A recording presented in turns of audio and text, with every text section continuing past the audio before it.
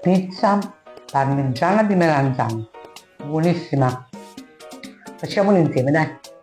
Oggi ci facciamo la pizza alla parmigiana. Metto la farina in planetaria, briciolo il lievito di birra, aggiungo l'acqua dove sciolgo il sale.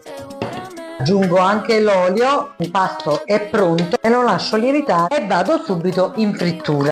Il bel sugo e le melanzane fritte. Il nostro impasto è ben lievitato, ora me lo divido in due e lo faccio lievitare un'altra oretta. Una volta esteso metto l'impasto nella teglia, inizio a preparare melanzane, parmigiano, pepe, provola, bucherello anche un po' alla superficie. Metto un po' di sugo anche sopra, eccola pronta, eccola qua.